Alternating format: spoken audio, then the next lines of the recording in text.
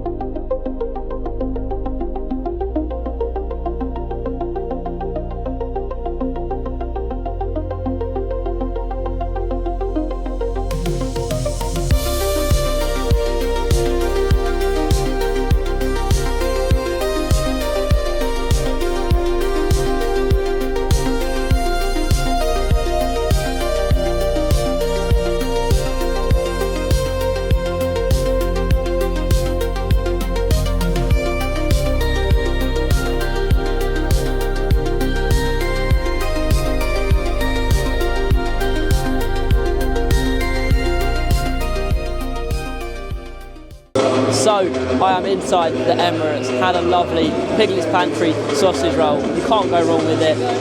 A good team, pretty good team from Brighton tonight. A back three, I think. Van Heck, Coppola, Buscagli.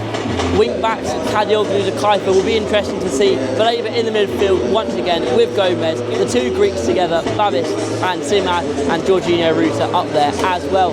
Arsenal, a rotated team. Max Dowman started. Will be interesting to see how the 15-year-old does today. And they've got a young striker making his debut today. So it's a chance for Brighton. Arsenal, of course, are always solid. First team, second team, but on the bench it's just ridiculous. Rice, Saka, Gyökeres, you name it, there. Eze starting as well.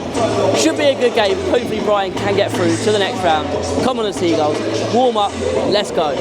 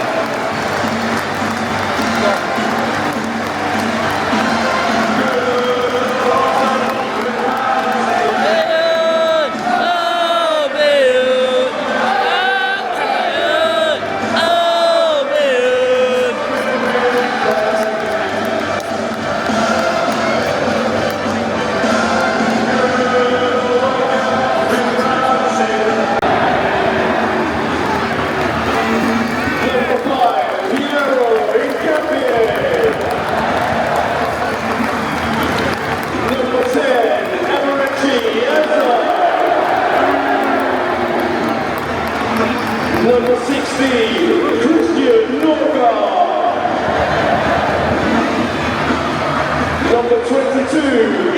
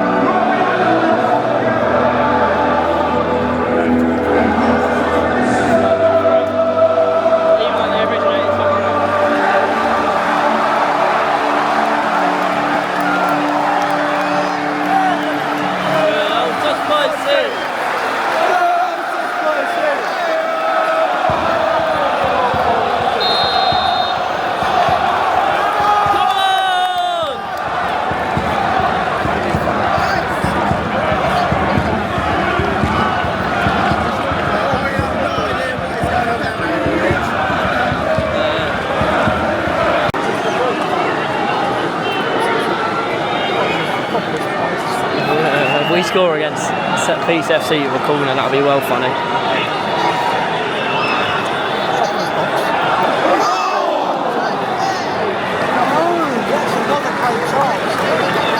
So it is half time. As you can see, no clips because not too much happened, and from where I'm sitting I can't really get much action down the other end of the pitch. It has been a relatively even game. Brighton have definitely had the better of the chances. Simas had a great one-on-one, put wide. Babish had one, just come off his knee. Van Hek had a header he put wide. Of course, Arsenal have been dangerous to set pieces. Max Dowman has been brilliant as well on that right-hand side, been a threat all game. But overall, I think Brighton will be disappointed to not be ahead, but they'll be happy. Clean sheet so far. Into the second half, Brighton are on top, as I say. Hopefully we can get this one, get a goal. Arsenal do have a strong bench, we have to watch out for that, but let's get a goal, get another, and hopefully get through to the next round in the draw tonight. Come on, Seagulls. Very, very good half.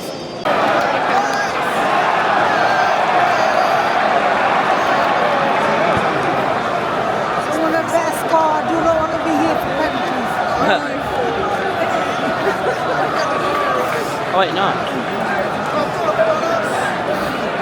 Who's come off?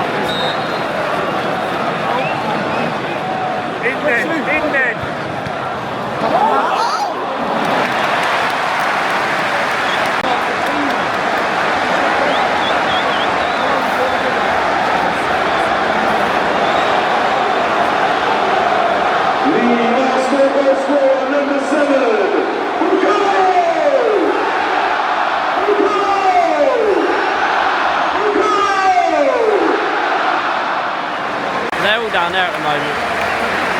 Full time here in Emirates Stadium, Arsenal 2, Brighton Hove 0.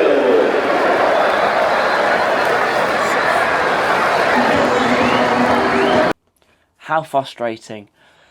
It is the next day. I got in about 2 o'clock this morning after a pretty quick-ish coach journey home. Not too bad, not as long as Barnsley, but the game ended 2-0, as you've seen. And it was maybe a predictable scoreline, but if you watch the game, especially the first half, Brighton should have been 2 or 3 up at the break.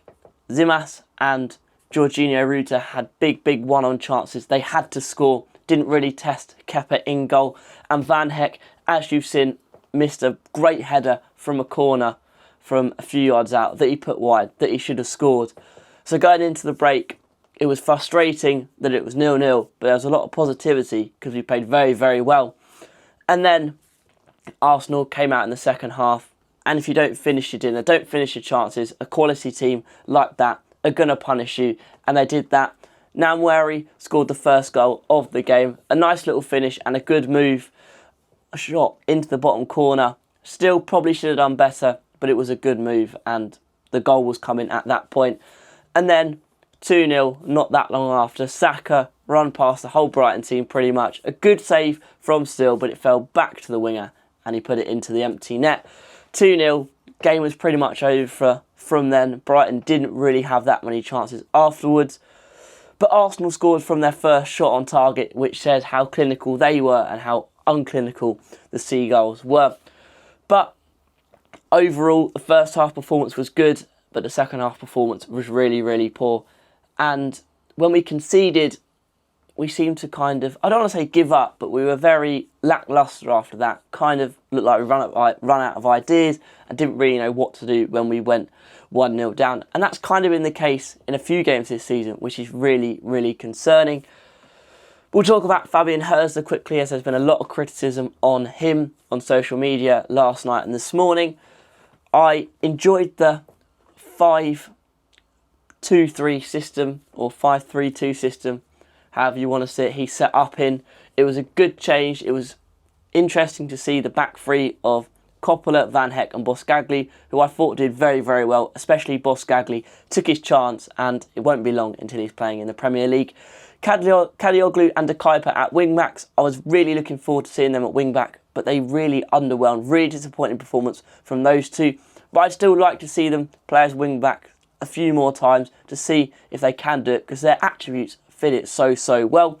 Baleba had a really good game in the midfield, much better from him. Gomez, unfortunately, wasn't that great.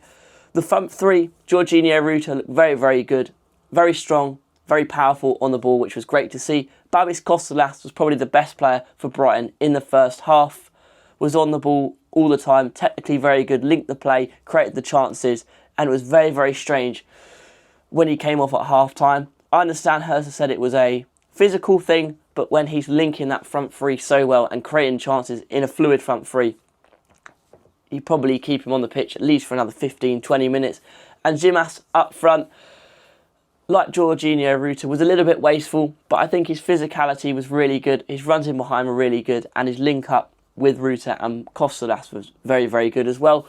When Ayari came on at half-time, that fluidity kind of disappeared, but we still created a few chances, but at the end of the day, we couldn't finish them. Hurzeler, as I said, has had a lot of criticism, rightly so. I think I always try and back him, but the Babis sub was really frustrating last night, and the sort of lack of ideas when we went 1-0 down was concerning to see, and the not giving up, as I say, but the kind of, we've just accepted defeat.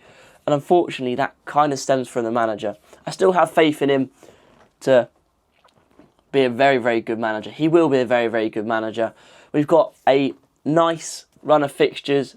None of the big teams in there. Fixtures like Leeds, where if we want to get European football, we have to be getting 3 points from. So let's see how that goes. Judge Hurzeler, after those games, I have so much faith in him. But even I'm starting to get a little bit concerned. But thanks for watching the vlog. I hope you enjoyed. Don't forget to like, subscribe, comment, and I'll see you next time for another video. Thanks for watching. You know the outro by now. Do it with me. Adios.